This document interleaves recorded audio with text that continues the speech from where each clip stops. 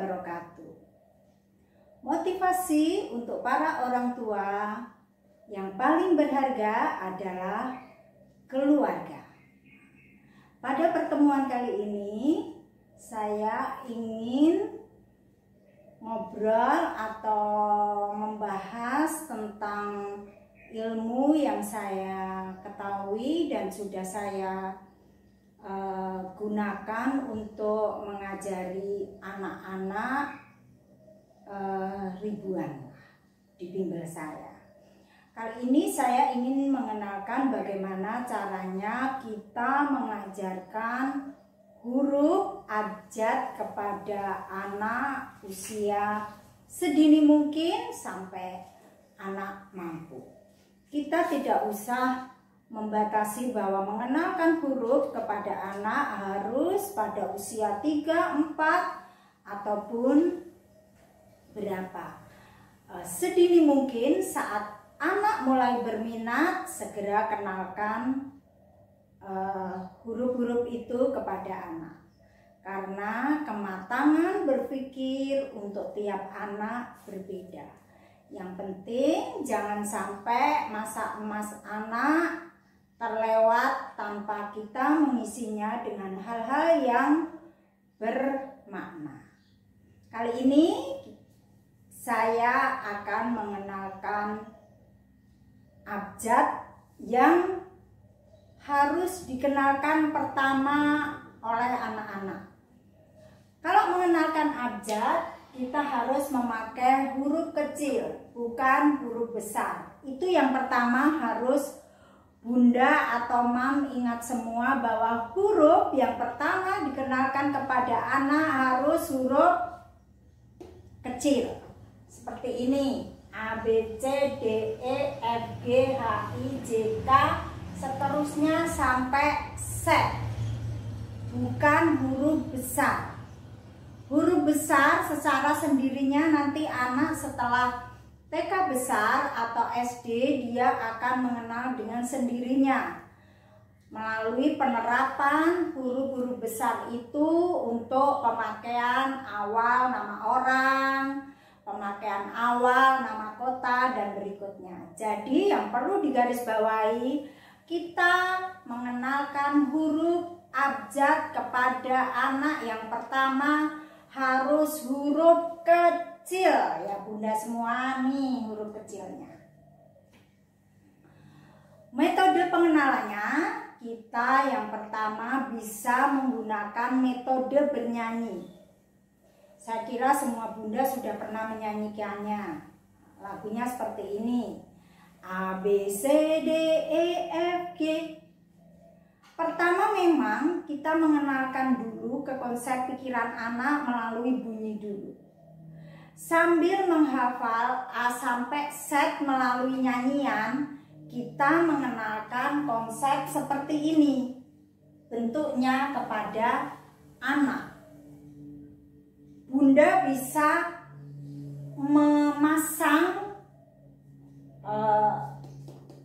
board seperti ini di kamarnya, atau mungkin banyak juga kertas-kertas yang tebal di toko buku itu tentang abjad, itu tempelkan di kamar tidur anak. Nah, jadi secara tidak langsung anak akan merekam bentuk-bentuk itu sebelum tidur saat dia bermain di kamar. Secara nggak sadar dia akan tahu bahwa A, B, C, D, E, F, G, oh ternyata A, B, C. Dengan sendirinya kalau tiap hari dia melihat, mengucapkan, tentunya ada yang membekas di pikirannya. Itu dengan cara bermain ya, bernyanyi, menempelkan konsep bentuk-bentuk huruf di kamarnya, atau Bunda bisa meluangkan waktu setiap hari mengenalkan kepada anak 5-10 menit. Yang sambil bermain seperti itu, yang harus membekas di anak. Tiap hari kita nggak usah membuat beban anak harus hafal berapa huruf. Saya punya konsep kepada anak-anak saya dulu, anak sulung saya itu tiap hari harus menghafal 2 huruf. Maka tidak sampai 1 bulan, dia saat itu umurnya baru 3 tahun, sudah hafal bentuk huruf. Seperti itu. Cara mengecek kalau dia hafal dengan cara kita menunjukkan huruf tidak secara urut. Misalnya dia menyebutkan,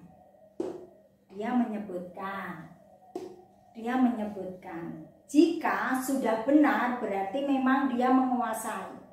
Tapi kalau dia masih menghafalkannya A, B, C, D, E, F, G urut, mungkin dia cuma hafalan secara bunyi, tapi belum tentu hafal bentuk. Makanya agar hafal bentuk, kasih PR dia setiap hari untuk menghafalkan 2 huruf. Misalnya hari Minggu ini dimulai pelajaran menghafal huruf. Hari Minggu dia harus hafal A dan B, baik bunyi maupun bentuknya. Seperti itu. Saat Senin dia datang, dia ditanya, 2 huruf itu dia yang hafal mana? A, B, dibolak-balik. Kalau dibolak-balik sudah hafal, berarti dia memang sudah hafal hari Minggu. PR-nya dikerjakan dengan baik. Hari Senin kita bebani lagi dengan C dan D, tapi AB-nya nggak boleh lupa. Jadi saat Senin besok, Senin malam atau Senin sore, dia harus menyerahkan tugasnya, otomatis tugas penghafalannya dia sudah harus hafal A, B, C, dan D. Cara mengeceknya dia hafal atau enggak ya seperti tadi, dijajarkan 4 huruf A, B, C, D. Kita menunjuk tidak secara urut, boleh bolak-balik. Misalnya kita menunjuk C, dia jawab C. Kita menunjuk A, dia jawab A. Berarti dia sudah hafal A sampai D. Begitu seterusnya sampai huruf Z. Seandainya anak kewalahan untuk menghafal 2 huruf, cukup bebankan 1 huruf 1 hari. Nanti selama sebulan pasti akan hafal dengan bentuknya. Setelah anak hafal dengan bunyi huruf, bentuk huruf, nanti pada akhirnya kita mengajari anak untuk menuliskan huruf-huruf tersebut. Nah, dengan cara menebalkan dulu. Nanti di bawahnya anak suruh mencontoh.